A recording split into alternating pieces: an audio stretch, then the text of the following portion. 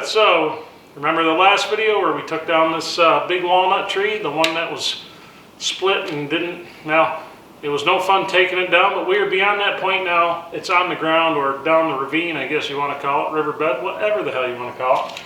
So, we're going to start milling up the trunk pieces here. And what we have, this log's almost 9 feet long. At its widest spot here with the bark off,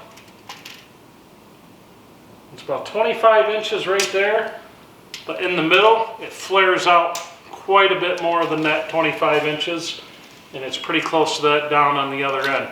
Now this tree is going to give us some challenges in the milling portion of it, because every trunk log we have has a big split that runs all the way up it, and some of it's twisted around. This one's pretty fortunate to where it's kind of all on the same plane. So we're going to be able to get about half of this log, some pretty good slabs out of it for tabletops. Now I don't mind these split pieces because you can do the resin pours and all that, the epoxy and the bow ties and all that. And I really like that in the live edge table. To me, that's what kind of makes it really stand out. But so anyway, we already took care of the toe kick. How do I put it? So that end down there is about 2 inches shorter at the split than what it is down here. So we raised the other end, put a couple blocks under it to hold it. And now I have to get this log churned on the mill here to where I can dog it down and get this so we could save this bottom half of the log for really good slabs. So what we're going to do that, we're going to use our chain hoist here. I have I've got a strap wrapped around it, kind of a rolling hitch type thing, and we're just going to turn it real easy, real gentle with the chain falls. You guys, if you've watched for a while, you've seen me do this before on the logs we were milling for this barn. But anyway, I guess let's just get after it and get it done and see what kind of beautiful stuff we could have. It's really late here and I couldn't hold off anymore. I had to do this because it's driving me nuts all week long looking at these logs on the trailer and coming home from work and just looking at them, and it's like, man, I got to see what's inside those things. So I guess we're all going to find out together. So stay tuned. See you on the other side of it.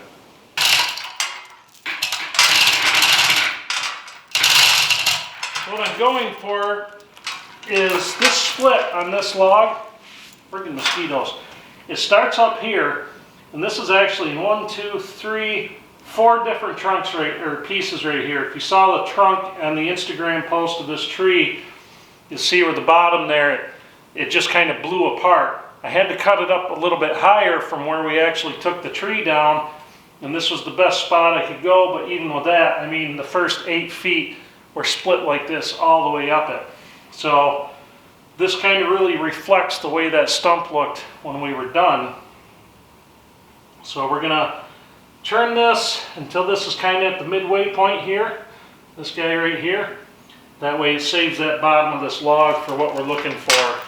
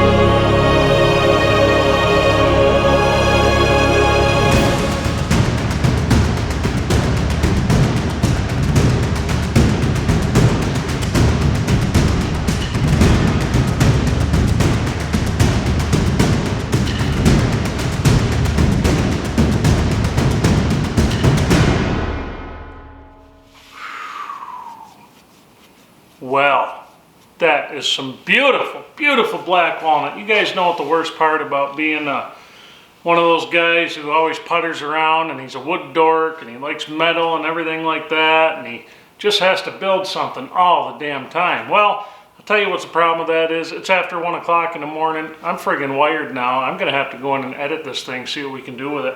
I'm just super excited. This is, I tell you what, that tree made me crap my pants a little bit, but I'll tell you what, so worth it when you pour the water on that, the top of that, when you pour the water on that walnut and it just starts showing all the figure and everything pops, it's like, wow. And the neat thing is, there's some awesome stuff going on in these logs because of all the stresses it was under. So it's gonna play hell drying a little bit now. We had to cut, pretty much we lost almost half of this log for decent tabletop slabs simply because of all the splitting and cracking. Just goes to show you how much stress that was. I mean, that thing was leaning, I'm not kidding, it was leaning like that. So there was a whole lot of stress on it. But those stresses, when a tree grows like that, boy, it makes for some beautiful grains. There's just a lot going on in this piece right here. It's amazing how much is going on there. We've got some crotch figure in that from where an old leader must have been growing out of the tree at one time. And I was starting to get disappointed as we were ripping off the 1-inch, you know, the 4/4 boards off of it, and it's rotten around where that crotch figure is. Then all of a sudden, we hit a point and it was solid, it was gorgeous, the grains are beautiful. This is gonna make some awesome stuff. So we have a lot more to go on the walnut. We have quite a few more logs.